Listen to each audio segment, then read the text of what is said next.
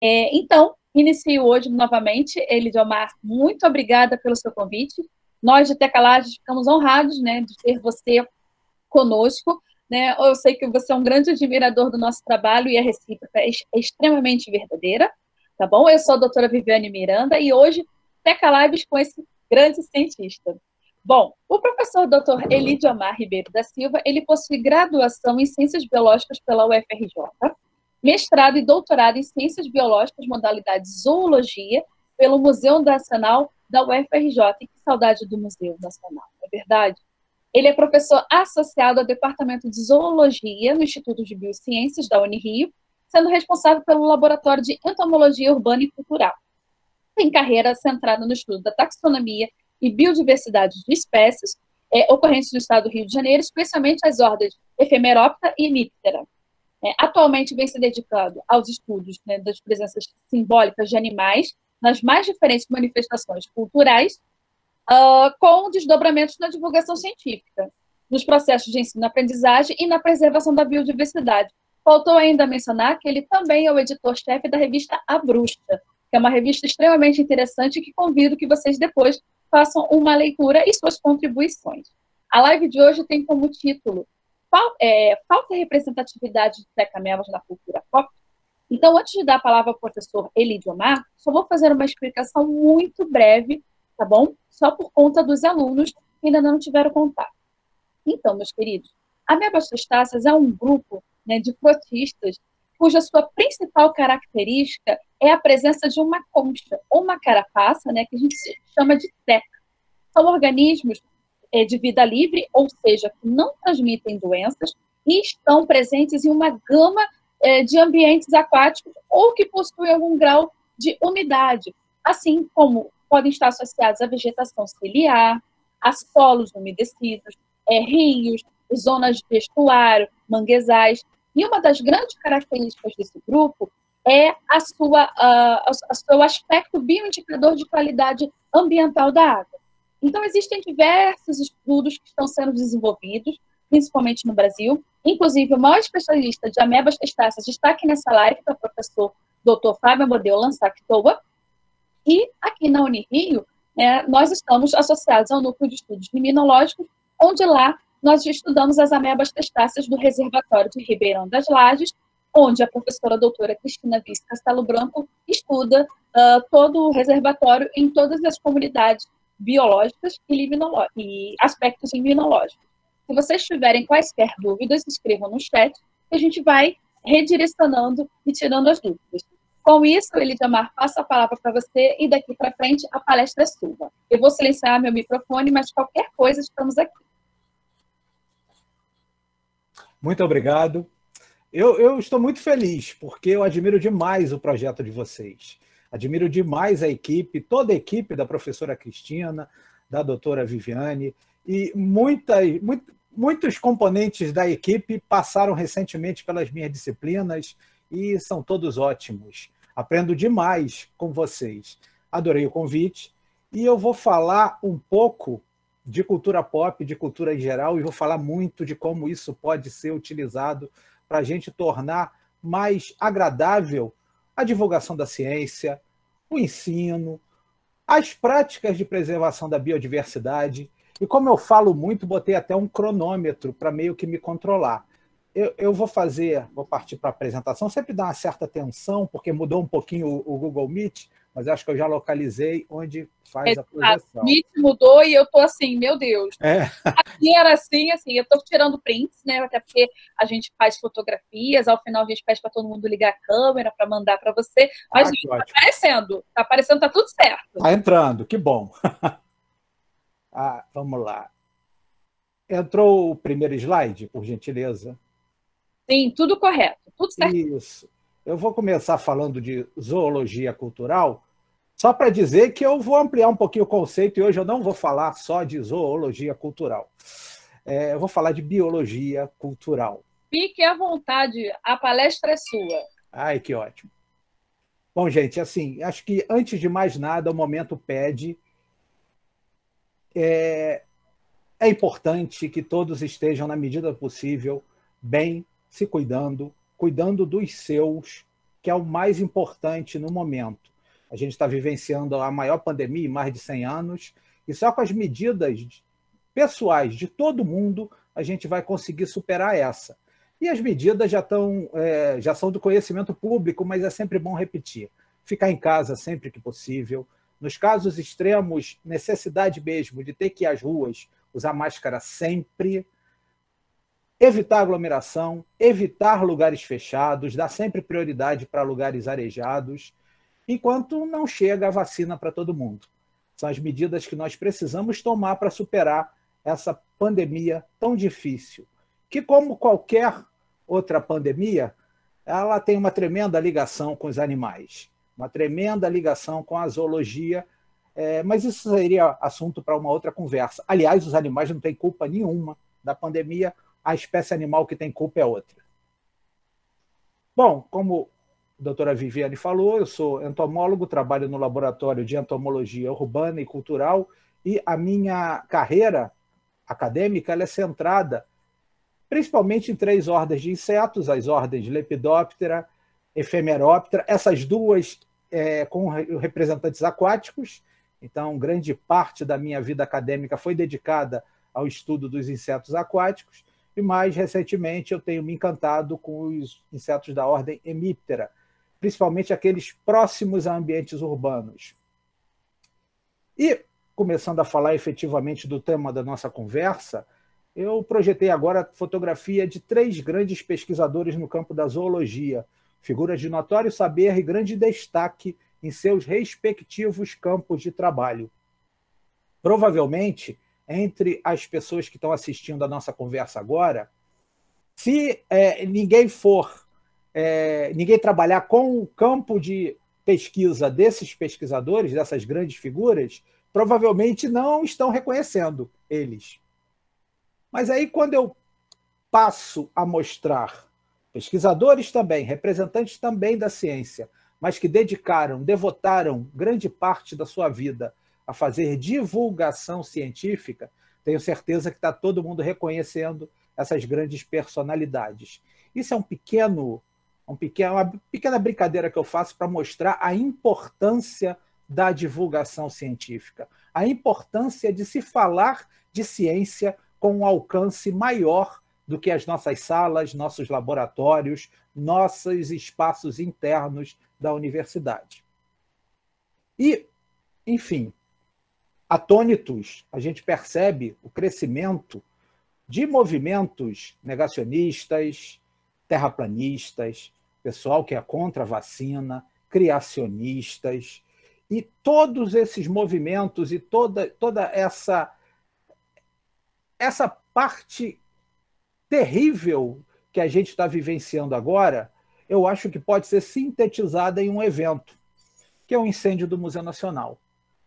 O incêndio do Museu Nacional foi a maior tragédia no campo da zoologia em todos os tempos, e tirando os momentos que sucederam o ocorrido, em que foi queimada parte substancial do acervo daquela instituição, o maior museu do Brasil, uma das maiores instituições de pesquisa da América Latina, uma das maiores instituições de pesquisa do Hemisfério Sul. Tirando os momentos logo depois da queima do Museu Nacional, aqueles dias de comoção e de luto, a verdade é que o público em geral nem fala mais e nem lembra do que aconteceu com o Museu Nacional, passados quase 3 anos do ocorrido. Isso mostra que a gente tem que aprimorar o nosso discurso para com a sociedade. Isso mostra que a gente tem que aprimorar a forma com que nós falamos de nossas pesquisas para todos, para o público em geral.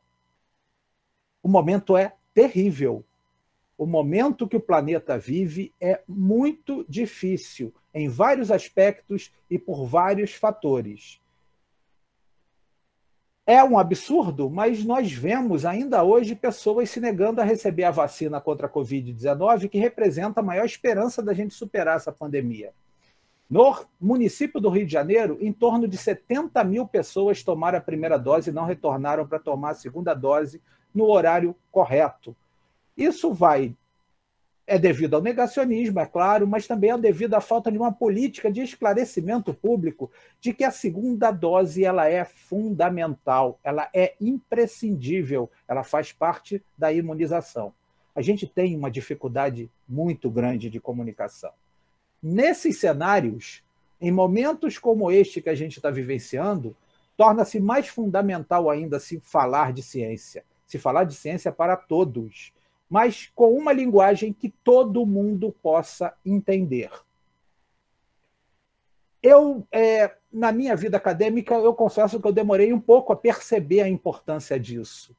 Eu só percebi que é fundamental se falar de um modo compreensível e que a associação da ciência e cultura é um caminho para se fazer isso, mais ou menos um pouquinho antes de 2011, quando eu apresentei um trabalho junto com colaboradores na terceira jornada de zoologia da Unirio, um evento muito querido, a professora Cristina com certeza lembra das nossas jornadas de zoologia.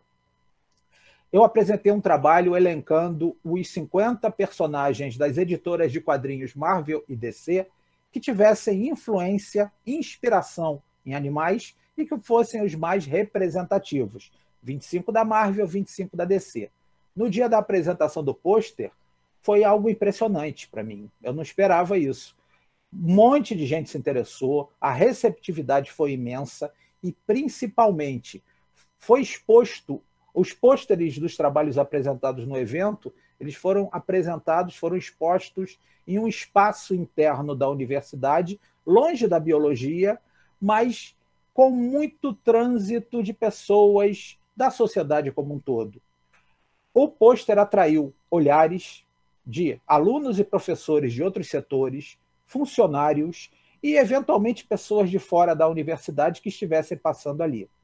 Nesse momento, com essa curiosidade e com a atenção despertada que esse trabalho gerou, eu percebi que a associação entre ciência e cultura tem benefícios interessantes para se fazer divulgação científica. E passei a me dedicar um pouco nessa área. E passei a observar que, pensando na zoologia, na ciência que estuda os animais, é incontestável a gente ver que os animais são presença maciça em todas as atividades culturais da espécie humana. São presentes na literatura, no cinema, nas animações para a TV, em objetos diversos, em arte urbana, em arte de forma geral, em símbolos, emblemas de clubes de futebol, de municípios, e até em arte representada por tatuagem, arte corporal. Os animais, do ponto de vista simbólico, estão distribuídos por toda parte. E isso é uma tremenda potência que pode e deve ser utilizada para se falar de ciência. E aí, cada vez mais encantado com essas possibilidades, eu voltei bastante nas minhas pesquisas e vi que isso não é novidade nenhuma. Nossos antepassados, os caras que frequentavam as cavernas, já faziam as artes rupestres que hoje nos encantam e que eram fundamentais para eles, para a sobrevivência deles. Eles tinham que observar os animais e conseguir uma forma de linguagem em que ficasse retratado quais animais eles poderiam caçar, de quais animais eles teriam que fugir, quais animais migravam em determinadas épocas do ano. Esses caras eram cientistas, eram observadores do meio ambiente e, ao mesmo tempo, eram artistas. Eles conseguiam fazer a junção de ciência e de arte. Então, realmente não é novidade nenhuma. E, claro, não tem como não fazer uma associação com as obras de arte urbana que a gente vê com muita frequência, os grafismos urbanos, quase todos com presença de animais, quase todos com presença de elementos científicos, e muitas vezes a gente passa por eles e nem percebe. Então, cada vez eu ia me impressionando mais com essas possibilidades e comecei a procurar fundamentações teóricas para esse novo mundo que eu estava observando. E encontrei exatamente na minha área de trabalho, na entomologia. Encontrei os trabalhos de um entomólogo estadunidense chamado Rogue, que na década de 80 ele, pela primeira vez, tentou organizar o pensamento entomológico, a ciência entomologia, a ciência do estudo dos insetos, e dividiu a entomologia em 3 setores. Um setor acadêmico, a entomologia acadêmica, parecida com o que a gente faz nos laboratórios, descrevendo espécies, descrevendo formas desconhecidas. Uma entomologia aplicada, que é subordinada ao domínio econômico, é aquela entomologia que cuida do controle de pragas, pragas agrícolas, pragas urbanas. E aí veio a novidade, Rogue propôs um terceiro setor, a entomologia cultural, ligada às humanidades.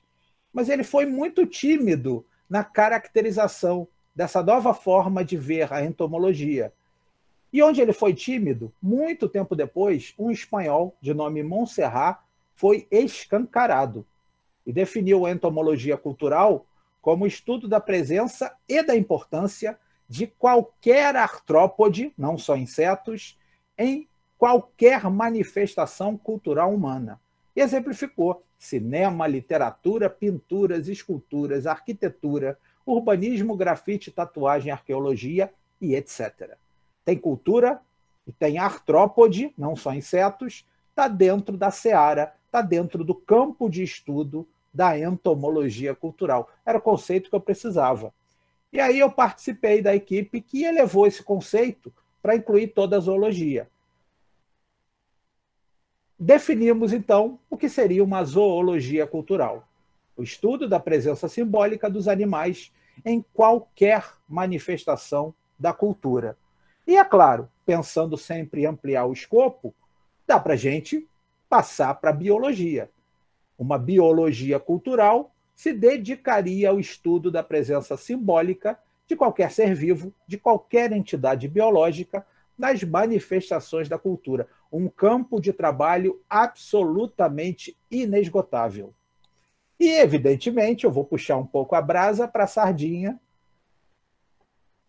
e falar das amebas.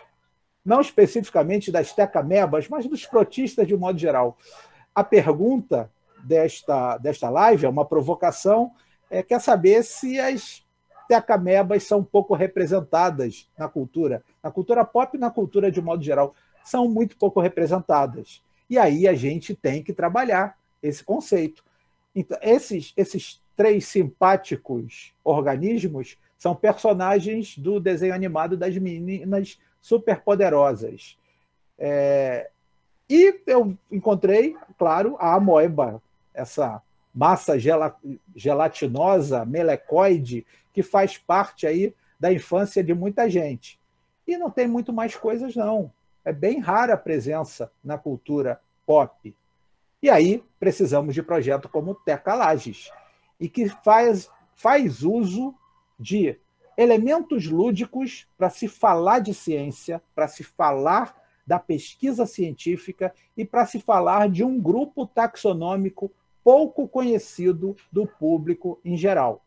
Ainda dentro do campo dos protistas, eu dei uma fuçada hoje, para minha surpresa, encontrei até alguns personagens dos quadrinhos inspirados em protozoários. Nenhum deles de destaque, nenhum deles de muita importância, mas alguns bem curiosos e que merecem estudos aprofundados. Se alguém da Tecalages quiser depois fazer uma parceria para a gente inventariar os protozoários dos quadrinhos, fica a dica. Por favor. Opa, fica a dica, formou. Protozoan Porter, acho que não tem nem nome no Brasil, não foi lançado por aqui, é uma revista antiga. Esse cara, em um universo alternativo, ele é filho do professor Xavier dos X-Men. Eu não tinha ideia desse personagem. E a Marvel tem mais. Tem uma ameba gigante, que foi usada como um vilão de ocasião. Então surgiu do nada e começou a atacar seres heróicos. Então fez a contraparte vilânica de algumas histórias.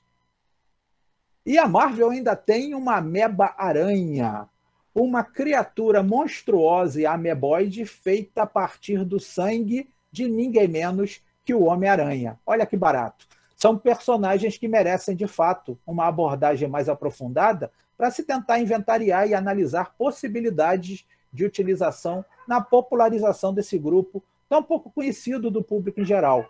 Quando se fala em ameba, se pensa logo ou na amoeba, ou então em doença. A DC, para não ficar atrás, também tem seus personagens. Tem um tal de amoeba, a pronúncia deve ser ameba ou algo assim, que é um vilão e que tem a característica da biofissão. Olha que barato. E o Ameba Man, que tem a característica de mudar de forma. Olha, a gente procurando até encontra personagens com inspiração em protistas. Mas tem que procurar bem. E para o pessoal aí mais jovem, que lembra do desenho dos Jovens Titãs, um determinado momento, o querido Mutano se transformou num ser ameboide. Então, durante pelo menos um tempo, lá nos desenhos animados, o Mutano virou uma ameba. Tem muito mais que isso, não. Dá para fazer ainda um inventário, procurar em mangás, em animes, muito provavelmente a gente vai encontrar representações de protistas na cultura pop, mas de forma muito tímida. Então, vale a pena trabalhar esse conceito. Eu acho que, nessa altura, o pessoal que está escutando a gente deve ter já entendido o que seria essa biologia cultural. Eu vou abordar agora algumas possibilidades de utilização usando trabalhos já realizados, e muitos deles podem até servir de inspiração para novas empreitadas.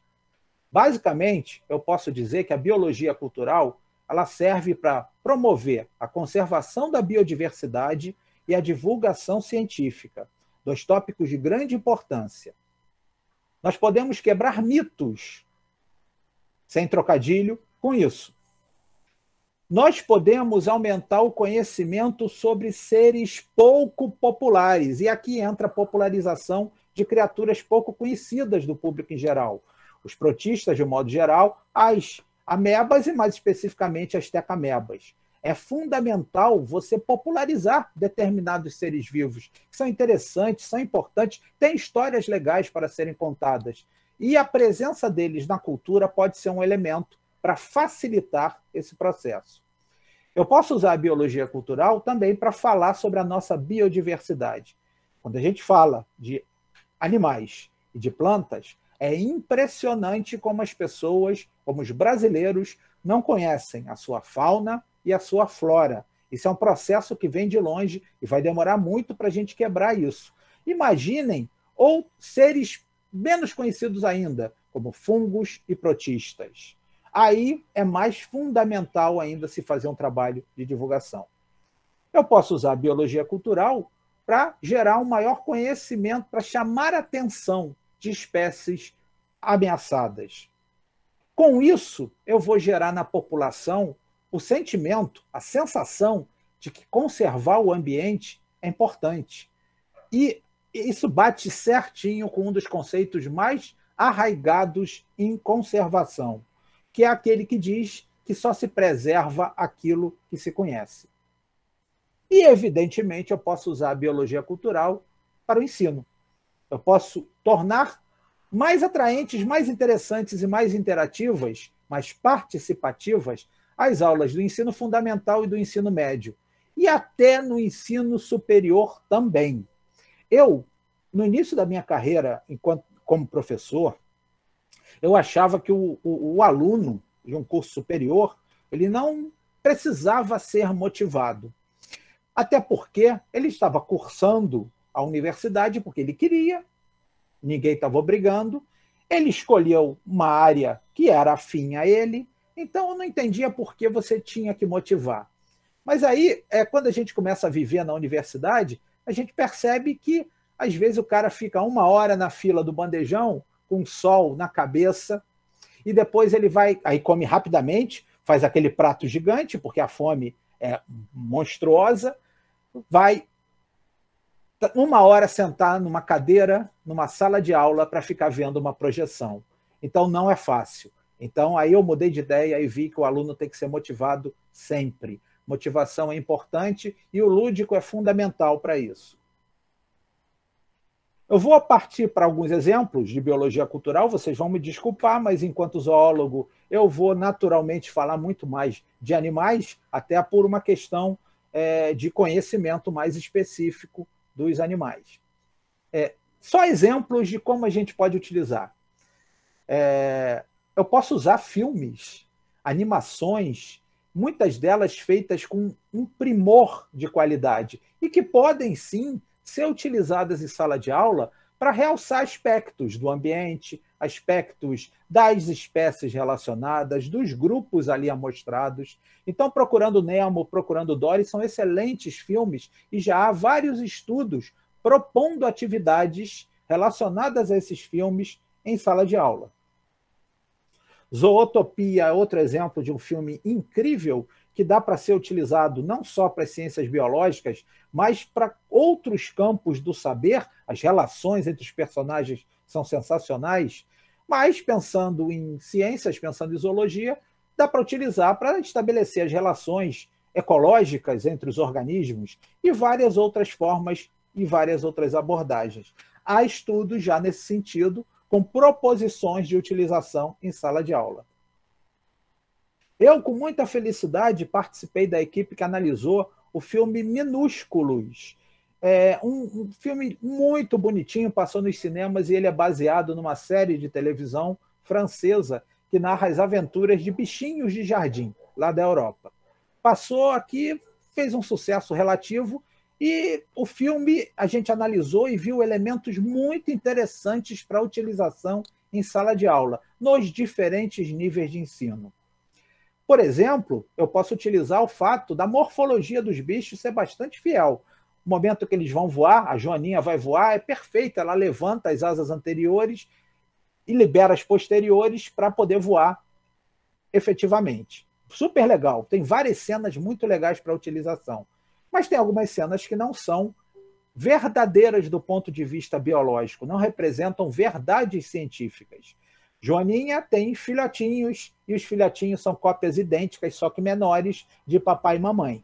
Quem passou pelas aulas de zoologia de artrópodos há de lembrar que a joaninha é um inseto pertencente ao grupo dos coleópteros, está inserido dentro dos insetos com um desenvolvimento holometabólico, metamorfose completa. Então, do ovo sai uma larva, a larva cresce, sofre mudas, até formar uma pupa, e depois da pupa é que vem o adulto. Então, não existem filhotinhos iguais da joaninha. Isso é um erro biológico, grave até. Mas eu não posso penalizar o filme. O filme é uma obra de ficção. Ele não tem obrigatoriedade de rigor científico. Mas, mesmo assim, eu posso utilizar em sala de aula e construir com os alunos a correção. Falar para eles que não é assim o ciclo biológico da joaninha, que aquilo ali é como se fosse uma poesia no cinema, mas o ciclo biológico é assim, assim e assado. Eu explico adequadamente, construo a correção com eles e certamente o desempenho acadêmico deles vai ser melhor. Eles vão participar mais ativamente. E, claro, eu tenho visto a utilização de vários ícones dos desenhos animados, como a turma do Bob Esponja, para suavizar matérias, temas que costumam ser meio árduos e para os quais o aluno frequentemente torce o nariz, como as relações de parentesco, as relações filogenéticas entre os organismos. Então, eu introduzo uma matéria difícil a partir de uma ilustração desse tipo.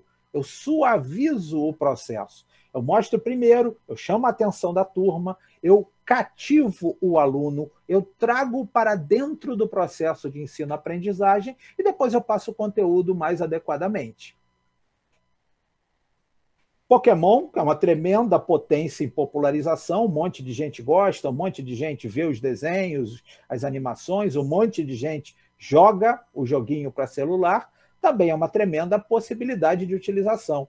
Vários estudos analisam plantas e animais que inspiraram os Pokémons. Esses, especificamente, são os peixes reais que influenciaram a criação dos Pokémons. A gente pode usar de diferentes formas em sala de aula e para divulgação. Os jogos também são excelentes do ponto de vista lúdico para apresentar o conhecimento científico. E eu destaco o jogo Pirá-Pirá, que foi elaborado por um professor que é ictiólogo. Ele trabalha no Colégio de Aplicação da Universidade Federal Rural do Rio de Janeiro, em Seropédica. Ele criou um jogo de cartas à base dos peixes da bacia que corta a região. Então, ele pegou os peixes da região e fez cartas representando eles. Um negócio maravilhoso. E ele joga com os alunos que estão aprendendo sobre os peixes que fazem parte da comunidade que eles pertencem. E é muito legal porque ele inclui informações científicas como nome científico, tamanho, classificação, detalhes sobre a morfologia, detalhes sobre o hábito alimentar e inclui características comuns também, como nome comum. Aí tem o barrigudinho, que é um dos peixes mais encontradiços. E, inclusive, ele coloca também as espécies introduzidas. Ele dá um jeito de colocar no carteado quais são as espécies introduzidas. Isso é um jogo maravilhoso. Isso faz com que o aluno se interesse e o aluno vê um conhecimento contextualizado. Não há mais espaço para a escola ter aquele aluno que fica pensando, cara, o que eu estou fazendo aqui? O aluno, ele saca o celular do bolso e ele tem acesso ao mundo. O mínimo que a gente espera da escola é que seja tão atraente quanto isso, para conseguir a atenção do aluno, para ele estar apto a participar do processo de ensino e aprendizagem através de uma troca. E, com muita felicidade, tenho colegas aqui do Rio de Janeiro, de algumas universidades, que se dedicam à criação de paródias. Quem dá aula, né, no ensino médio fundamental, e já deu aula de um monte de bicho, né, tem que ter toda aquela zoologia condensada e está cada vez reduzindo o tempo de aula, sabe que é meio difícil você motivar alunos para aprender sobre, por exemplo, plateumintes. Também é um grupo pouco conhecido em termos científicos do público em geral. Só se sabe os que causam doenças. Os professores desenvolveram paródias musicais, adaptando músicas famosas para ensinar aspectos da zoologia dos plateumintes. Isso é sensacional. E eu fiz um trabalho em que eu analisei os principais animais domésticos que acompanham o ser humano, o cão e o gato, e por tabela a família do cão e a família do gato, usando como base os ditados populares que incluem esses animais. Então, eu peguei um monte de ditado, incluindo cão, lobo, raposa, a família toda dos canídeos, um monte de ditado, incluindo gato, leão, tigre, onça, todos os felídeos, e analisei a representatividade social, a forma como a gente vê esses dois animais domésticos tão importantes para as nossas vidas. E é um barato, a gente enxerga diferente esses dois mascotes, digamos assim. A gente considera, com base nos ditados, o cão um animal super fiel, subserviente, obediente, passivo, enquanto a gente enxerga o gato como um animal independente, noturno, meio que traiçoeiro, não confiável. É muito legal a gente observar os ditados populares e tentar interpretar o que eles querem dizer, não sobre os bichos, mas sobre como nós enxergamos os bichos. Isso é bem interessante. E, é claro, dá para fazer isso também com os protistas.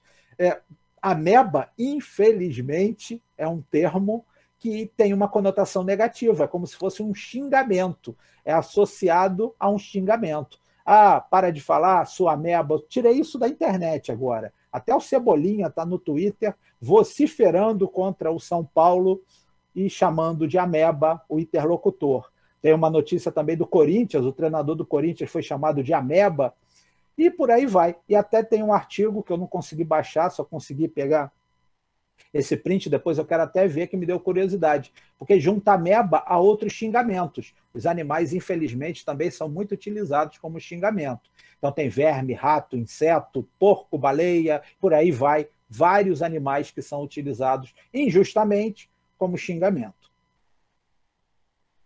A ameba deixou de poder ser utilizada como xingamento a partir dessa publicação de 2000, e que o QI de ameba não pode ser mais utilizado como ofensa, porque tem um estudo que diz que elas escolhem e fazem opções bem interessantes quando têm possibilidades de ir para caminhos diferentes. Então fica a dica, não xinguem mais ninguém de QI de ameba.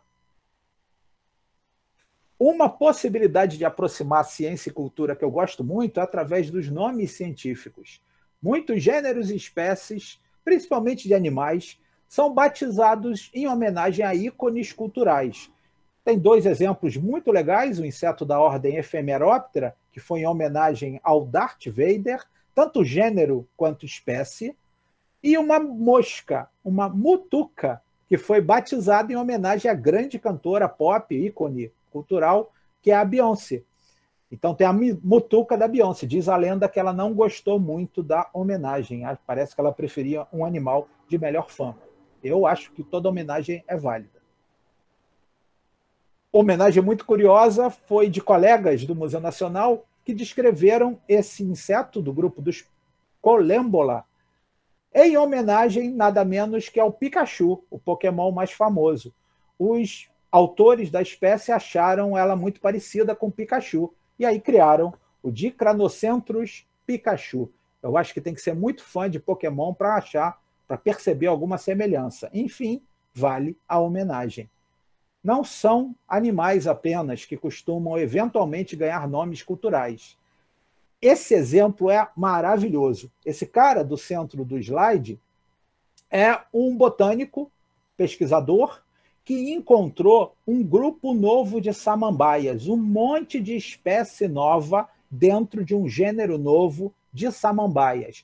E essa foto é o momento em que ele encontrou uma das espécies novas. Então ele está ali meio que atônito por ter encontrado uma espécie nova. E ele é muito fã de Lady Gaga. Então ele homenageou Lady Gaga de todas as formas. Primeiro, no gênero. O gênero é Gaga. E ele descreveu um monte de espécies, muitas delas em homenagem a Lady Gaga.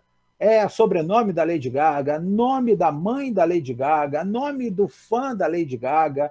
Então o cara exercitou à vontade a sua idolatria a uma personagem da cultura pop com base no seu trabalho de cientista, no seu trabalho de pesquisa taxonômica. Eu acho isso muito legal. Eu não tenho interesse nenhum em samambaia, especificamente. Eu para ser sincero, nem sei se a gente tem samambaia aqui em casa. Acho que eu já tive ao longo da vida às vezes, eventualmente, samambaias, mas não tenho qualquer interesse. Se ele não tivesse feito isso, eu nem ia saber da existência dessas espécies de samambaia. Isso virou notícia. Isso foi popularizado. Isso até mostrou que o cientista é de carne e osso, e ele tem ídolos, ele é fã, ele gosta de determinadas coisas, como qualquer pessoa. É uma pessoa normal, como qualquer outra.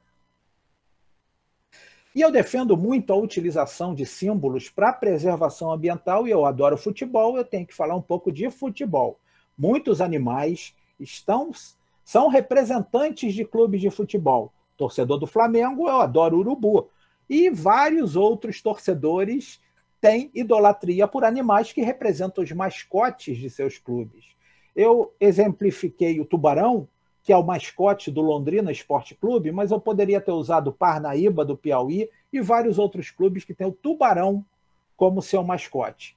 Por que não usar essa simpatia popular para a gente falar da causa da conservação dos tubarões? Tubarões que são dizimados ano a ano e cujas espécies, muitas delas, estão em perigo eminente de extinção.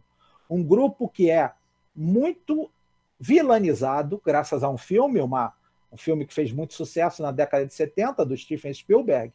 Muita gente tem medo de tubarão e os tubarões são caçados, pescados exaustivamente. Eu posso suavizar isso através dos mascotes de clube de futebol. E tem símbolos que eu acho muito interessante de se analisar. Esse é o brasão da Universidade Estadual do Piauí. E ele tem um leão. O leão é uma presença muito efetiva na heráldica. E eu, uma vez, fiz uma apresentação lá, nessa universidade, no município de Parnaíba, e falei com eles que seria muito mais bacana se, ao invés do leão, que é um animal que não faz parte da fauna brasileira, eles tivessem utilizado alguns dos grandes felinos integrantes da família do leão que ocorrem no ambiente de Caatinga, quase todos eles em processo perigoso de extinção. E é meio assustador a gente pensar que esses animais espetaculares estão desaparecendo do ambiente da Caatinga. Mas é mais assustador imaginar que não tem mais onça-pintada no estado do Rio de Janeiro, por exemplo. A onça-pintada está extinta no estado do Rio de Janeiro. Isso é uma lástima em todos os sentidos. E é claro que os ícones, os símbolos, os brasões, podem chamar atenção para isso, a partir do momento que eles usem animais, plantas, elementos da biodiversidade brasileira.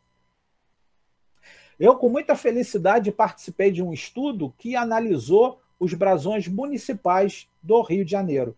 Analisamos todos os municípios, quase 100 municípios, e mais da metade tem animais no seu brasão, que é aquele símbolo mais íntimo, mais próximo do cidadão. O município do Rio de Janeiro tem golfinhos, o estado do Rio de Janeiro em si tem a águia, e pensando nos municípios que não têm saída para o litoral, são de interior, o litoral tem um monte de peixes generalizados, etc. Mas os do interior, só 2 têm animais da fauna brasileira. Quatis, que tem um quati, óbvio, e macuco, que tem um macuco. Só que macuco, além do macuco, ele tem um leão, um cavalo e uma vaca no seu brasão. Os animais da fauna brasileira estão em extinção também na representação simbólica de várias instâncias. E o uso de animais como símbolo e o uso de elementos culturais para reforçar esses símbolos é algo que é um caminho, eu considero um caminho bem interessante de se seguir. Todo mundo reconhece esse símbolo, o WWF, o Fundo Mundial de Defesa da Vida Selvagem, representado pelo panda, o símbolo conhecido universalmente, mas eu tenho certeza que se eu incluir elementos presentes na cultura pop, eu vou reforçar ainda mais esse símbolo que por si só já é bastante forte. E eu falei que dava para usar a biologia cultural para quebrar mitos. O gato preto é um exemplo. O gato preto é perseguido ainda até os dias de hoje. Quando tem Halloween, quando tem Sexta-feira 13, é sempre um problema. O pessoal que trabalha com adoção de animais sempre fica com muita cautela para permitir a adoção quando o gato é preto e está próximo dessas datas. Então, é um animal que sofreu muitas perseguições ao longo do tempo, inclusive prejudicando a nós mesmos, né? A perseguição medieval ao gato fez com que o rato proliferasse, causou a peste e por aí vai. Então, até são medidas que a consequência respinga para a nossa espécie. A gente pode tentar suavizar essas crendices a partir da presença dos gatos pretos na cultura pop. Eu posso trabalhar o gato Félix, aí é para o pessoal com um pouco mais de idade, ou que viu reprises do desenho animado do gato Félix. Posso trabalhar a Gata Negra, da Marvel, a Mulher Gato, da DC, o Cat Noir, que é de um desenho animado que faz muito sucesso agora, que é bem mais recente. A presença desses gatos, a presença cultural desses gatos pretos, pode ser um fator para tentar suavizar e acabar com a crendice de que o gato preto dá azar. Então, me aproximando agora do final, vou só falar de algumas experiências em que é possível se fazer a divulgação da ciência, fora, em grande parte, dos muros da universidade. Dá para se fazer a divulgação da ciência, principalmente nas escolas. Aliás, eu acho fundamental. A gente precisa fomentar o surgimento de uma geração que tenha cultura científica no Brasil. Infelizmente, atualmente, o Brasil não tem uma cultura científica. Essa é a realidade. Nós temos que fazer isso a partir do momento que levamos a ciência, tipo uma visita de um pesquisador, a visita de um cientista à escola. É sempre muito interessante, porque uma criança cativada é uma criança que vai influenciar toda a sua família, toda a comunidade do entorno. É claro, hoje em dia não tem como mais fazer visitas presenciais, mas mesmo assim vale a pena, quem tiver oportunidade, visitar as escolas e falar do seu trabalho. Os alunos se interessam bastante, eles ficam muito curiosos, eles começam a entender um pouco do que é produzido na universidade, isso é fundamental. Só um exemplo rápido para mostrar como isso é cativante. Um entomólogo, especialista num grupo que, quem for da limnologia, eu acho que a maioria aqui é da limnologia, conhece bastante, que são os insetos quironomídeos, ele foi fazer uma presença na escola, ele foi visitar uma escola. Um cientista vai à escola.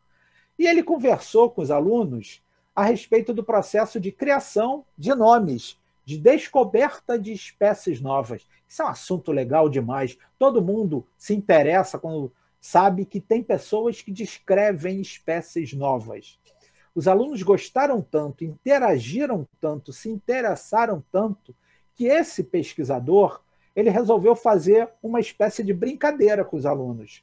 Sugeriu que eles fizessem uma gincana para escolher o nome da próxima espécie nova que ele iria descrever. Isso foi numa escola de Santa Catarina. Gente, imagina a felicidade dos alunos sabendo que iam escolher o nome de uma espécie nova. E aí eles fizeram uma votação, eles decidiram usar o nome da própria escola, a escola adotiva. E aí nasceu, perdoem porque isso é uma notícia de jornal, então o nome está sem o rigor taxonômico que merece. Não está em itálico e o epíteto de espécie está com inicial maiúscula. Mas está aí. Edócritus adotivae, uma espécie nova de quironomídeo, em que os alunos propuseram o nome do epíteto específico. Saiu no artigo é descrito isso, então os alunos ficaram super orgulhosos. Eu tenho certeza que esses alunos, no futuro, não vão ser de forma alguma negacionistas à ciência. Dá para a gente utilizar espaços não formais, eu vou dar uma corrida por causa do tempo, diversos. Eu já fiz com minha equipe, já participamos de atividade de divulgação da zoologia em praia, e as pessoas deixam de ir para a praia, de entrar na água, para olhar o nosso stand, para tentar aprender, interagir, perguntar, participar de brincadeiras, de jogos, olhar os bichos. Isso é interessante demais. E um outro lugar super pouco usual que eu participei de atividade foi num evento de tatuagem, talvez o maior evento de tatuagem do mundo, a Tattoo Week, em sua edição do Rio de Janeiro, 2019, antes da pandemia, evidentemente. A gente fez uma atividade nós mostramos os exemplares de verdade de animais e plantas que servem de inspiração para tatuagens. Às vezes o cara tem uma tatuagem de um bicho, de uma planta, de um organismo qualquer, e ele nem percebeu que ele retratou um ser vivo. E aí nós levamos alguns dos exemplares que servem para inspiração. E o pessoal ficava intrigado, muito curioso, crianças participaram ativamente.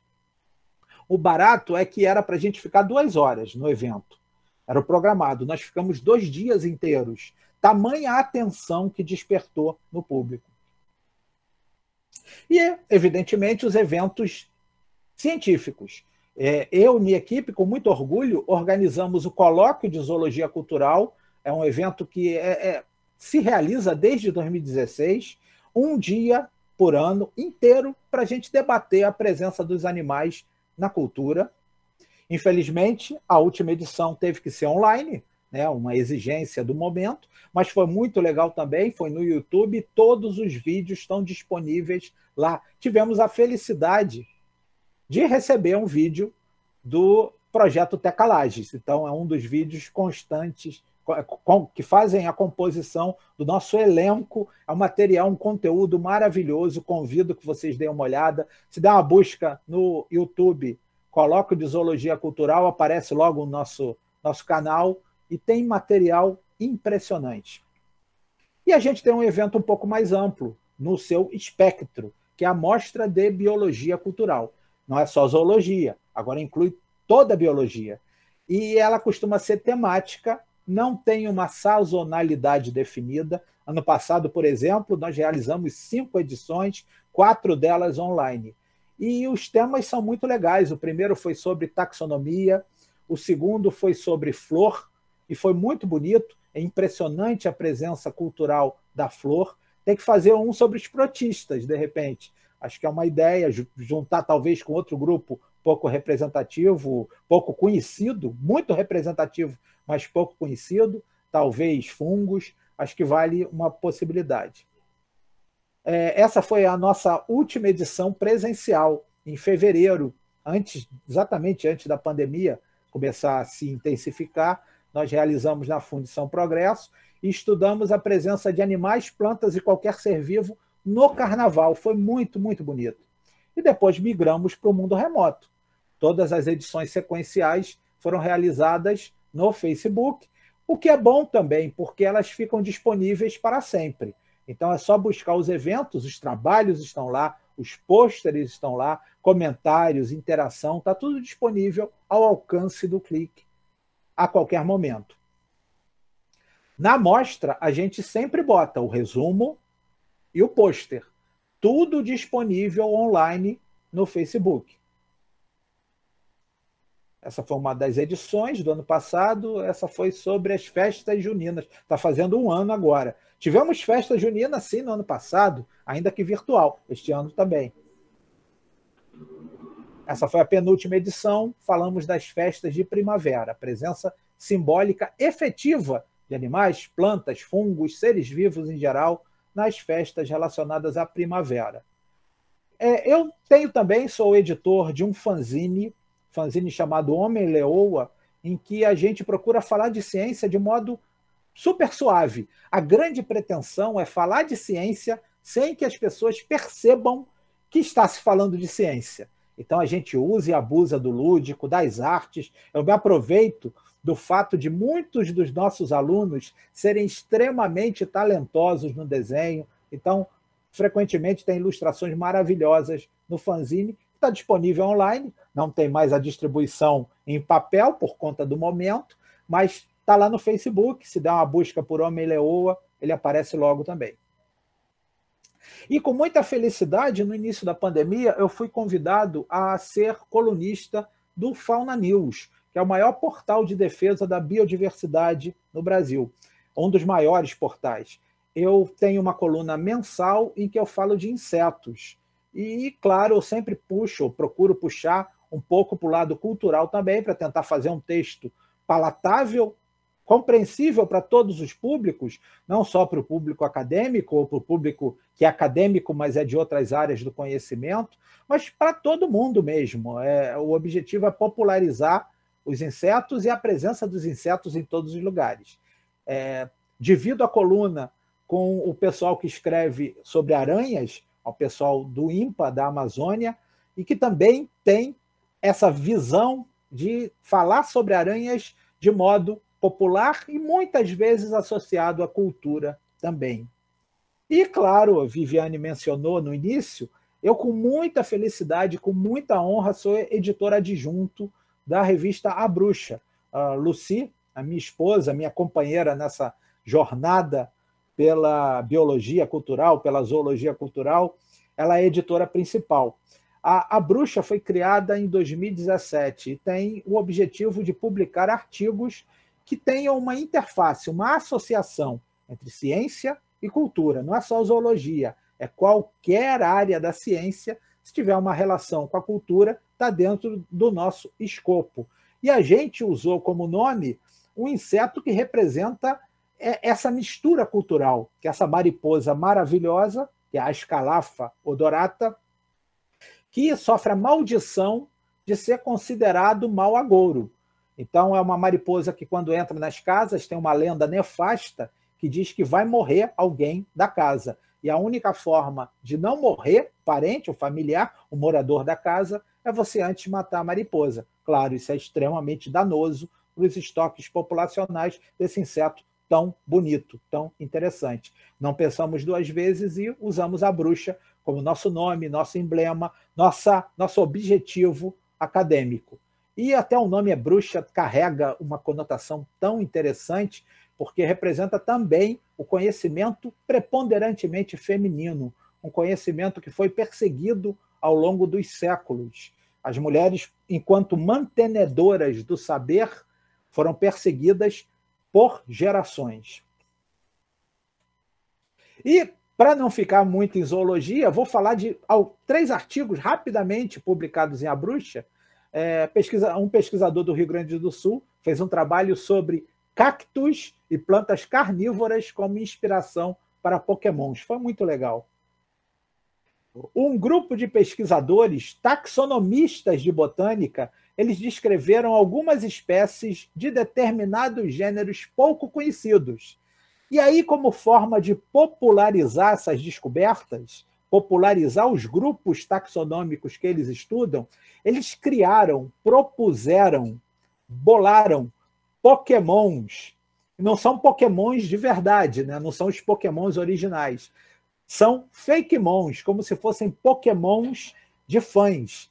E aí, para cada planta que eles descreveram, eles criaram um pokémonzinho com todas as características, com toda a descrição. Foi um trabalho absolutamente sensacional. E, recentemente, publicamos um trabalho que fala sobre a presença dos fungos, cogumelos em grande parte, nos selos. E o autor, que é um ex-aluno da nossa instituição da biologia, um aluno das antigas, e é professor de uma universidade na Bahia, ele faz um trabalho fantástico também de divulgação dos fungos. Ele propôs o termo funga cultural, para estudar a presença maciça, interessante e poucas vezes notada dos fungos na cultura. Seria o equivalente à botânica cultural, o equivalente à zoologia cultural. Existe também agora a funga cultural. Então, essas nossas iniciativas, elas estão gerando frutos, estão sendo disseminadas em outras regiões, porque as pessoas estão percebendo que é fundamental estabelecer um vínculo, um elo de ligação entre a academia científica, o instituto de pesquisa, a universidade pública, com a sociedade, principalmente mostrando que não há distinção. Nós somos um só, nós somos integrantes da sociedade e dependemos muito do apoio popular. É uma relação bem curiosa da gente observar. A universidade, a ciência, os institutos de pesquisa, eles abastecem a sociedade de informações e coisas positivas. As vacinas desenvolvidas recentemente são uma prova disso. Então, é natural dizer que a sociedade depende da ciência. Mas o contrário é muito efetivo também. A ciência depende do apoio da sociedade, para evitar coisas como nós estamos vendo. O Museu Nacional pega fogo e todo mundo esquece. O INPE foi questionado recentemente porque falou que estava tendo queimada excessiva, desmatamento na Amazônia. A Fiocruz e o Butantan foram questionados e são frequentemente questionados, até em audiências públicas e uma CPI. E eu não vejo nenhum clamor social, nenhum clamor da sociedade, da população, contra essas atrocidades. A gente precisa demais do apoio da sociedade. E vamos conseguir a partir do momento que nós consigamos explicar de modo compreensível o trabalho que realizamos.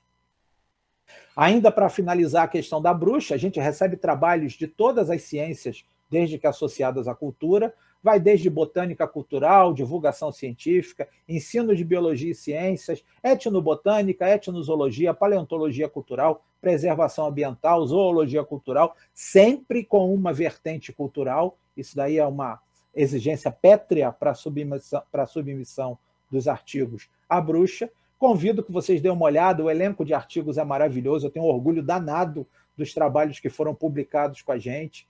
São trabalhos realmente impressionantes e que, acima de tudo, abrem possibilidades de utilização e abrem possibilidades de se ter ideia e tentar fazer outros. Se eu for sintetizar tudo isso que eu falei até agora, eu acho que o grande lance dessa associação ciência e cultura, principalmente cultura pop, está dentro do tema da live, que é falar sobre grupos pouco populares, é mostrar que até mesmo esses grupos taxonomicamente pouco conhecidos, do público em geral, tem 3 representantes aí que, se eu perguntar para as pessoas na rua, a maioria não vai conhecer. É um copépoda, um tardígrada e um merostomata chifosura. Mas quando eu uso as contrapartes culturais que foram neles inspirados, eu estabeleço um vínculo, uma ligação com o público interlocutor. E aí ele percebe que ele conhece, sim, esses grupos pouco conhecidos. Ele só não estava associando o nome à pessoa. Todas as falas que eu tenho relacionadas a essa popularização da ciência e associação com cultura, elas fazem parte do projeto que eu tenho na Unirio, é um projeto chamado Zoologia Cultural, cadastrado tanto na parte de pesquisa da universidade quanto na parte de extensão, Para aqueles que não têm o meu contato, para quem é fora da Unirio, acho que temos público externo, deixo o meu e-mail, vai ser sempre um prazer conversar com vocês. Agradeço demais a oportunidade de estar participando de uma live, de um projeto que eu admiro muito. Muito obrigado mesmo. Nossa, Elidiomar, eu acho que quem agradece somos nós, né? Porque que palestra incrível e extremamente necessária. É uma palestra cativante, uma palestra até eu vi, como é que eu posso dizer, um cunho social, um cunho científico, né? Então, assim, essa é a ciência, né? Essa é a ciência que a gente precisa resgatar. Essa é a ciência, né? Que a gente tem que estar motivado e tal. E, assim, eu fiquei extremamente surpresa quando eu vi os representantes das amebas da Marvel. Pensei até, como é que é, gente? Como assim? Eu também fiquei surpreso. Sabe, a gente fica surpreso porque, de fato, como você muito bem disse, né? Não só a ausência, né, de amebas testáceas na cultura pop, mas também de grupos pouco conhecidos como os plateumintos, né, os fungos, enfim. Eu achei ótima a ideia do próximo colóquio de zoologia cultural, está aí na minoria, digamos assim. Mas essa falta de representatividade, de fato, como você muito bem disse, né, causa um impacto na sociedade, porque eles não conseguem identificar, né? Nós estamos na academia, às vezes, né, não conseguimos compreender todos os grupos, né, da zoologia. Imagine quem está fora, quem está na sociedade. Né? Então, nós, enquanto divulgadores científicos, nós, de fato, temos esse papel, e você faz esse papel com um primor, de uma excelência muito grande. Eu preciso fazer um comentário que é muito pertinente. Né? Você disse que descobriu há um certo tempo a questão da importância da divulgação científica. E eu, da mesma forma, até um tempo atrás, a gente sempre acha que a divulgação científica não era uma coisa tão importante assim, até você precisar trabalhar com ela, até você entrar e entender a importância dela. Né? Ainda mais agora, em tempos pandêmicos, onde a gente precisa informar à distância, mostrar a importância da ciência, né, a verdade em tempos de negacionismo, enfim, desse caos planetário, digamos assim, né? E aí a gente vem saber a importância da divulgação científica, né? Eu achei incrível aquela sua fotografia no slide, quando mostra você dentro da escola, porque eu me recordei na época de infância, né? E quanto eu ficava desejando estar no laboratório da minha escola, embora, né, fosse uma escola pública, tínhamos um laboratório muito modesto, mas ainda assim a gente se sentia motivado, se sentia importante, enfim. E não tem como a gente não se sentir motivado quando vê algum representante, né, científico falando com você. Eu me lembro, Elidiomar, que nós nos conhecemos pessoalmente, se eu não me engano, foi na Semana de Biologia da Souza Marques. Foi, exatamente. E, assim, quando você estava dando a sua palestra, eu percebia, né, que você falou muito da questão da motivação, tanto, né, do ensino fundamental, médio e do ensino superior, e isso ficou visível. Né? Eu acho, Elidiomar, que eu vou estender a tua fala, não só para ensino fundamental, médio e superior, mas a pós-graduação também. Né? Porque nós, enquanto cientistas, né, e isso eu chamo de cientista todo mundo que gosta de ciência, né, a gente está levando muita paulada. Né? Então, corte de ciência, negacionismo, né? Falta de valorização do nosso trabalho. Então, se a gente não tem um estímulo, um entusiasmo, né, uma injeção de ânimo, realmente fica difícil. E nós estamos aqui, né, no papel da popularização da ciência, da divulgação científica, e que fique muito claro que não é somente para nós que estamos dentro da academia, é para todo mundo que queira. E você realmente abrilhantou essa noite. Né? Obrigada por não falar só de tecamebas, nesse ponto, né? Até porque a gente já viu que atividade, fica aí a crítica, né? Mas, assim, eu fiquei encantada, né, realmente, com os representantes e vou procurar, né? Obviamente. E, assim, e o quanto de representatividade, né, fauna e flora nós temos diante dos nossos olhos e que nós ainda não enxergamos, sabe, Elisamar? E, assim, é incrível, o seu trabalho é incrível, incrível, incrível, incrível. Eu sei que você é um entomólogo, mas para mim você é a representação, perdão, da divulgação científica e da popularização da ciência. É um dos grandes entusiastas, digamos assim, né, aqui do Rio de Janeiro e, quiçá, do Brasil também. Eu vou ver aqui só no chat se vocês têm perguntas para o Elidiomar. Olha, Elidiomar, aqui o que tem é parabéns. sensacional, incrível, adorei a palestra, incrível mesmo. Ai, que bom. Sensacional, porque eu acho, se vocês têm perguntas, tá, pessoal, é só colocar no chat. Eu acho que ele, Omar, quando a gente não tem muitas perguntas, é porque a palestra foi tão clara e tão objetiva que não ficam lacunas, sabe, de dúvidas. Na verdade, é só elogios mesmo. Ai, tomara. Eu queria falar um pouquinho, você falou da importância para a pós-graduação também. Isso realmente é fundamental, absolutamente fundamental. E é interessante ver um trabalho como o seu, que é um trabalho pós-doutoral. Você está desenvolvendo um projeto pós-doutoral. Se eu não me engano, você não tem bolsa. Não possuo. Pois é. Então, olha a dedicação, olha a vontade de acrescentar ao conhecimento. Você está fazendo um trabalho sem bolsa. Obrigada. Eu sonho em que se possa fazer um trabalho de divulgação científica como pós-doc com bolsa. Amém. A gente vai mostrar, aí a situação vai começar a melhorar. Porque, olha só, com felicidade, nós sabemos que existem programas de pós-graduação dedicados à divulgação científica. Sim. Mas eu também sonho que os programas tradicionais, como de Zoologia do Museu Nacional, como o nosso no PPG Bio, aceitem também dissertações e teses em divulgação científica, que são tão importantes quanto as chamadas de bancada, porque são fundamentais. A gente tem que incentivar que essa garotada tenha também, pelo menos, a possibilidade, os que gostarem, não é obrigatório, os que se sentirem aptos, os que tiverem aptidão para lidar com o público, que pensem sim em fazer trabalhos de divulgação. Isso é importante demais. Estamos caminhando, mas falta muito, falta muito. Eu dou os parabéns para você, agradeço que você esteja fazendo um trabalho desse tamanho, dessa magnitude, agradeço à professora Cristina por embarcar nessa, lamento a questão da bolsa, mas assim, só tenho a agradecer que você esteja fazendo. Você está contribuindo demais. Imagina, Elidiomar, eu agradeço intensamente, eu agradeço também a equipe da Calage que está aqui, né, os alunos, enfim. Agradeço, inclusive, a professora Cristina por permitir, né, porque, na verdade, a vertente da divulgação científica do meu projeto de pós-doutorado é uma das vertentes, né, porque a ideia inicial era estudar as tecamebas do reservatório de Ribeirão das Lajes, mas veio a pandemia. E aí ela se tornou não só uma vertente, mas a vertente principal. Então, de fato, não ter bolsa, mas não somente eu, mas muitos colegas estamos, mas não é demagogia e tal, a gente segue. De alguma maneira a gente vai seguir, a gente acredita que isso vai gerar fruto. E que nem todo mal vai perdurar para sempre. Não, então, sem dúvida. Seguimos como podemos e como damos, né? Afinal, somos cientistas, né? Então, ótimo. Olha, temos aqui uma pergunta do professor Fábio Amadeu Lansactoa, né, que é o nosso, a gente diz que é o nosso padrinho, né, de Tecalages, né, porque, afinal, Tecalages, né, trabalhar com amebas crustáceas só foi possível a partir do meu primeiro pós-doutorado, né, que foi com o professor Fábio Amadeu Lansactoa, que muito gentilmente me acolheu na Universidade Estadual de Maringá.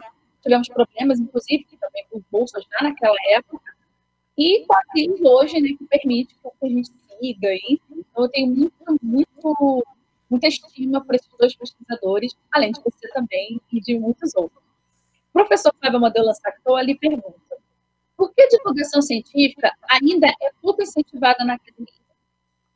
Pois eu acho que está diminuindo, professor, essa rejeição, mas ela existe. Eu lembro, e eu vou voltar no século passado, quando eu entrei para a graduação. Eu entrei e a primeira coisa que eu escutei é que a universidade pública ela é baseada no trinômio ensino, pesquisa e extensão. Mas que coisa, né? Eu não estranhei que eu não fui apresentado ao terceiro elemento do trinômio. Eu fui apresentado ao ensino, eu tinha aulas, eu fui apresentado à pesquisa, porque muito rapidamente eu ingressei para estagiar em um laboratório de pesquisa, e eu nem estranhei que ninguém me apresentou a tal da extensão. Já existia divulgação científica, que ela é muito relacionada à extensão naquela época, mas não era valorizada e não era apresentada academicamente aos alunos. Quando caiu essa ficha? Quando eu participei de uma mesa redonda, já nesses tempos de pandemia, e que um outro participante da mesa redonda é um pesquisador do Museu Ciência e Vida, de Caxias. E ele era mais ou menos contemporâneo que eu na biologia da UFRJ. E ele foi para a divulgação científica. Aí eu pensei, caramba, então na minha época de aluno tinha. Mas eu não fiquei sabendo, como quase ninguém fica sabendo, um ou outro. Hoje está diminuindo essa questão. Hoje as universidades já estão tendo uma valorização dessa atividade de comunicação com o público, que é fundamental. Não é porque ninguém é bonzinho, é por uma questão de sobrevivência. A pandemia exaltou isso. Como a Viviane acabou de relatar, o projeto dela tinha outras vertentes práticas e a pandemia obrigou que a parte de extensão, essa parte de divulgação, fosse crescendo, porque é o que dá para fazer nesse momento. Eu tenho visto esse crescimento, mas eu ainda continuo vendo uma certa aversão acadêmica a esses trabalhos. E eu vou repetir, essa aversão ela fica caracterizada quando um aluno quer ingressar num curso de pós-graduação e ele esbarra na entrevista porque o projeto dele é ligado muito mais à divulgação do que à pesquisa. Se faz essa dicotomia completamente desnecessária e mais perversa e prejudicial para toda a academia científica.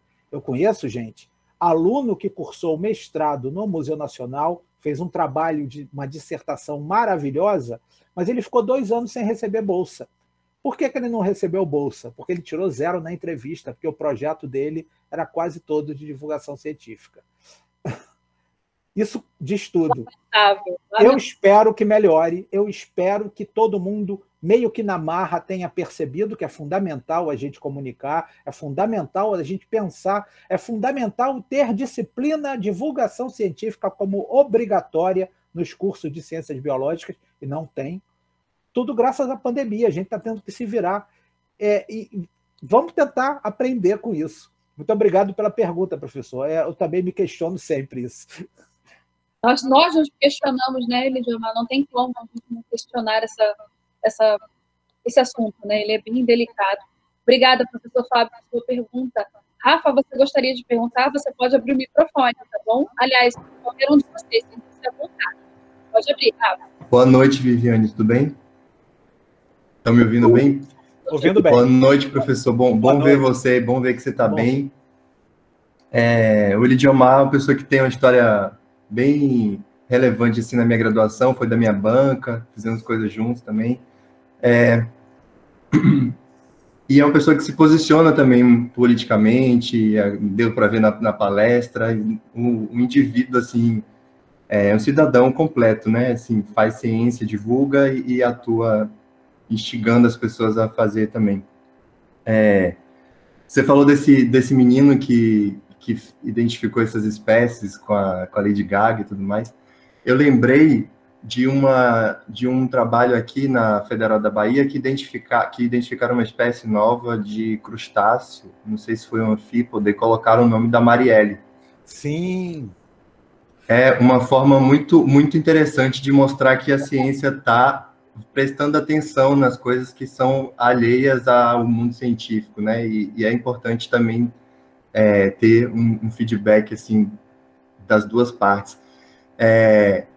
Mas a minha pergunta é assim, nesse período de pandemia, que a ciência assim está quase que completamente voltada para o Covid, vocês estão achando mais dificuldades em divulgar coisas que não têm relação com o vírus, ou não têm relação com a pandemia, ou com a doença?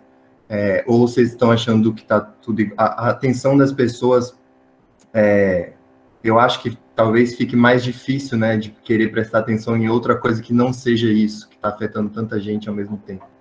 Queria ouvir disso. Bem legal. É claro que todas as atenções ficam voltadas para a Covid, não tem jeito. E até quem trabalha com divulgação de diversas formas acaba conseguindo colocar um pouquinho de Covid também na sua abordagem.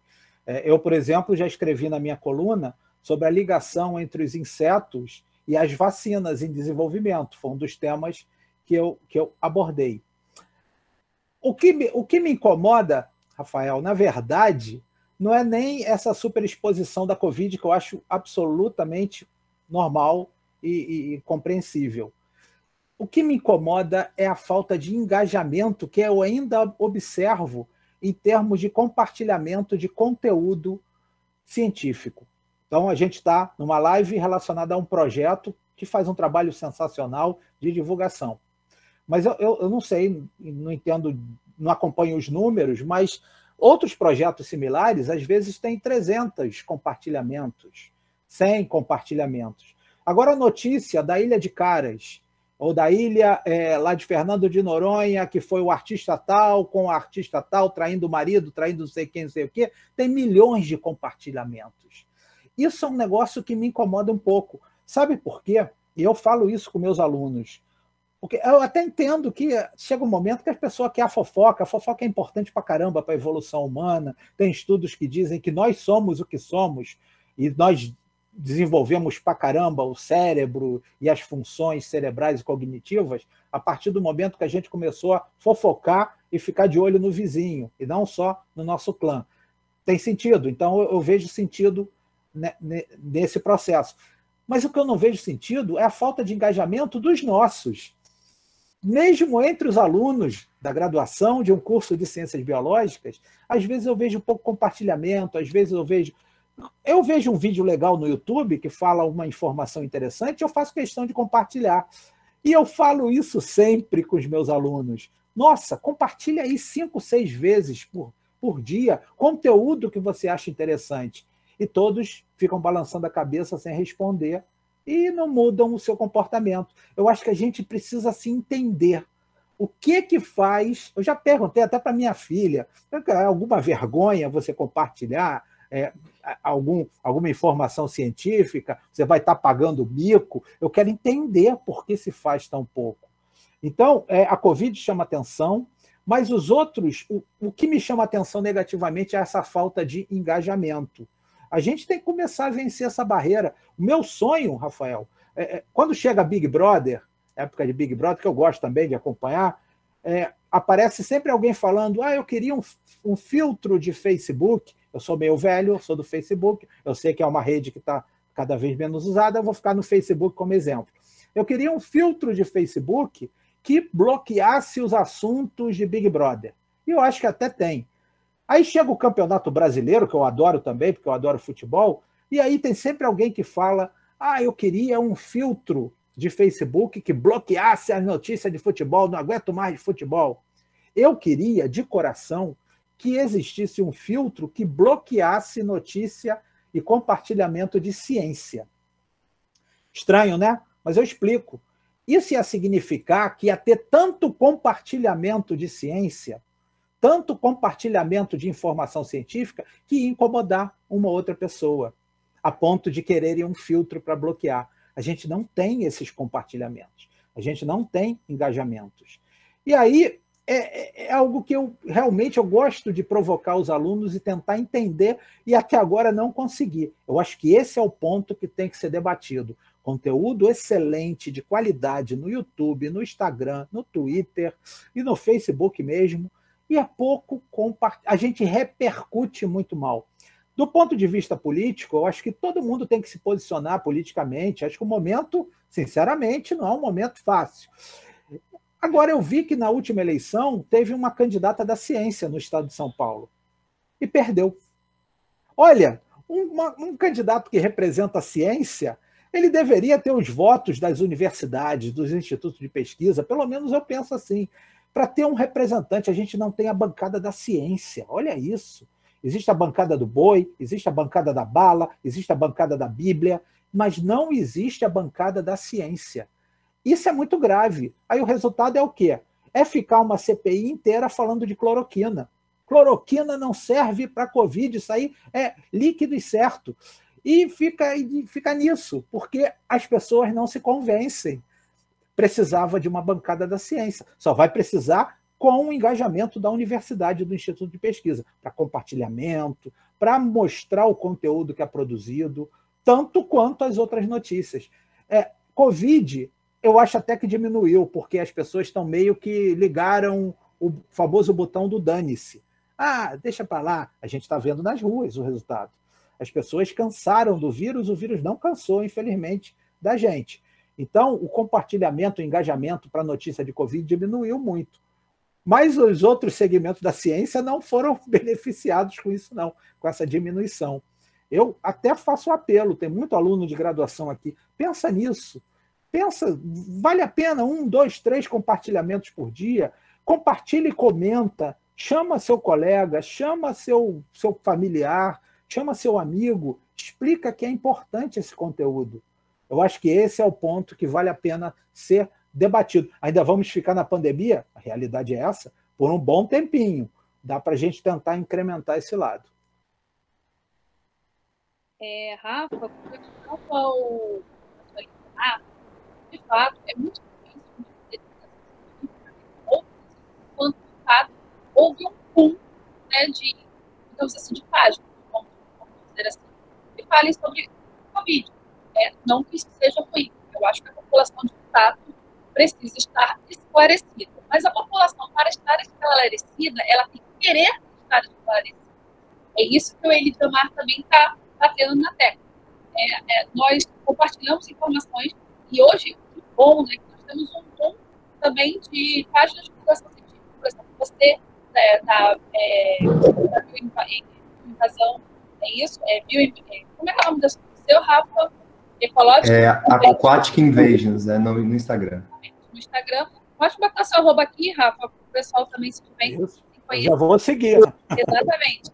Nós temos a Mundo Quanto, que é minha também, que é uma página de divulgação científica fora da academia que eu fiz há muito tempo, lá no Facebook, o Tecalages, e entre outros assuntos.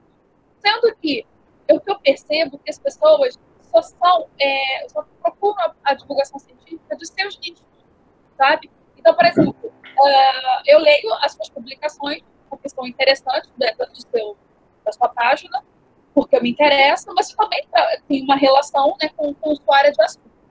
Mas a grande maioria das pessoas fazem ainda isso e não procura a divulgação científica como um todo. Como o Elidiomar muito bem disse, não adianta também a gente só compartilhar e as pessoas não terem interesse. Infelizmente, no Brasil, os valores são um pouco invertidos. O inútil, entre aspas, é muito mais exaltado. Um país onde o jogador de futebol ganha milhões e um cientista tem que ficar fazendo ciência com amor e sem bolsa, aí você já vê que a gente errou em alguma coisa no caminho. Mas a gente continua fazendo a nossa parte. É difícil, Rafa? Tem sido difícil. Mas seguimos de alguma maneira. Sabe, eu, você, o Elidiomar, a equipe Tecalages, e todos os alunos que aqui estão podem também fazer divulgação científica, como o Elidiomar disse, compartilhando uma coisa interessante, você já está levando informação, você faz a sua parte. Então, é basicamente isso. Respondido, Rafa?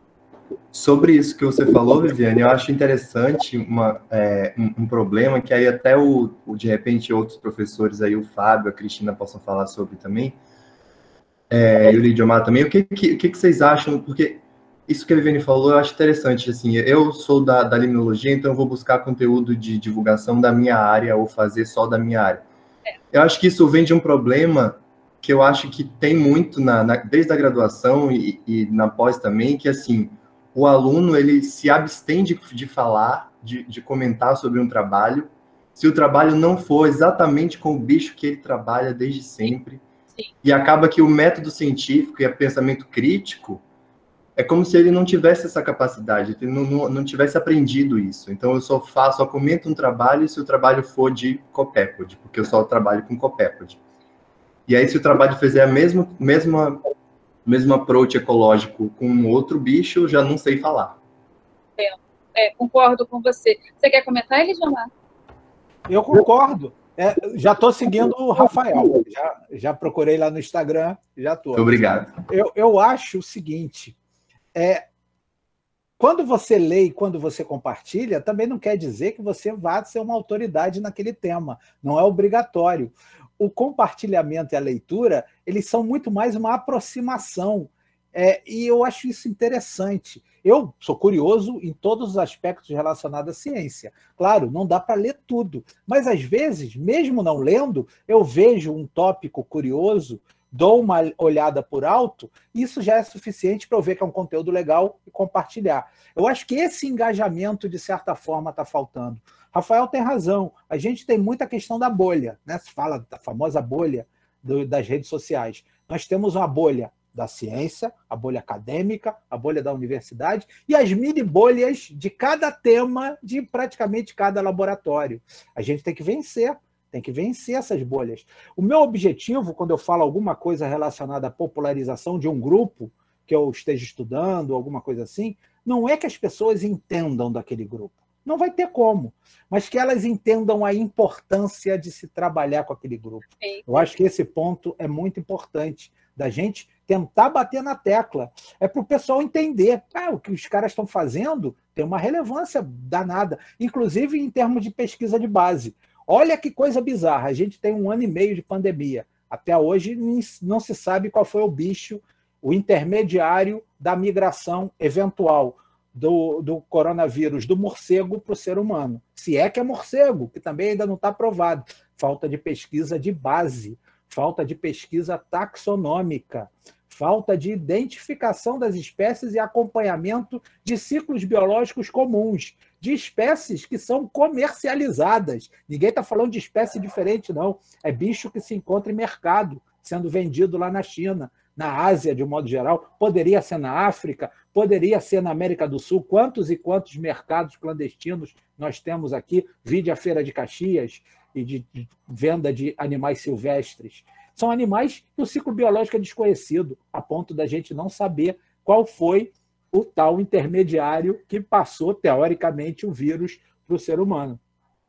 Falta muito para se fazer. É verdade, Elidiomar, concordo com você. Professor Fábio, só quer se manifestar?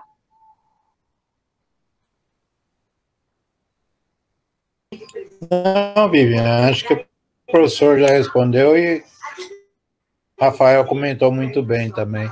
Tá certo. Acho que é isso mesmo. Tá certo. Na realidade, já está bem respondido pelo professor. Obrigado. Por nada. Rafa, obrigada pela sua contribuição. Espero que esteja respondido. Ficou alguma dúvida, Rafa? Tá feito. Não, para mim tá ótimo, perfeito. Obrigado, professor. Obrigado. Tem alguma pergunta, gente? Algo mais a dizer? Né? A nossa live se prolongou bastante, mas quando a live é boa, passa o tempo e a gente nem percebe, né, Elidiomar? Não tem nem como, né? Isso é muito bom. É bom demais. Eu sei que nós poderíamos ficar bastante tempo debatendo, mas eu sei, Elidiomar, o quanto você trabalha também durante o dia, quanto cada um aqui trabalha durante o dia, né? E o trabalho, sim, porque embora a gente ainda tem que quebrar a barreira do preconceito, né, Elidiomar? De que o estudante ou o pesquisador, ele não faz nada, ele só estuda. Ainda tem isso, né? Tem isso. Mas você só estuda, como se fosse fácil ficar sentado 3, 4 horas assistindo uma aula. E a dor nas costas, enfim. Então, é isso. Então, eu gostaria, acho que não temos mais perguntas, mas temos muitos elogios a você que está no chat. Elidiomar, mais uma vez, eu agradeço imensamente a tua presença. Essa nossa live de hoje está em Tecalages, nós depois vamos divulgar, mandar o seu certificado, Elidiomar. Tá certo. Muita felicidade. Imagina. E todos aqueles que assinaram, né, o link que a Gabriela colocou aqui no chat também vão receber os seus certificados, tá bom? Que vocês continuem seguindo, né, @Tecalages no Instagram, Facebook, nós também temos um site, que vocês possam acessar o conteúdo da revista A Bruxa, da Aquatic Invasions, do Rafael, e de todas as páginas de divulgação científica, porque elas nos ajudam e nos auxiliam. Se alguém tem interesse de saber mais sobre Tecalages, entre em contato comigo ou com a monitora Gabriela, que está aqui, pessoal do Zoom da Unirio, tá certo? E nos acompanhe, né, nas redes sociais. Então, mais uma vez, muito obrigada pela presença de todos. Agradeço imensamente o tempo e a paciência de vocês, a colaboração. Elidiomar, mais uma vez, muito obrigada e fiquem todos com Deus, protejam-se, usam máscara e álcool em gel. Um beijo para todos. Eu que agradeço, cuidem-se.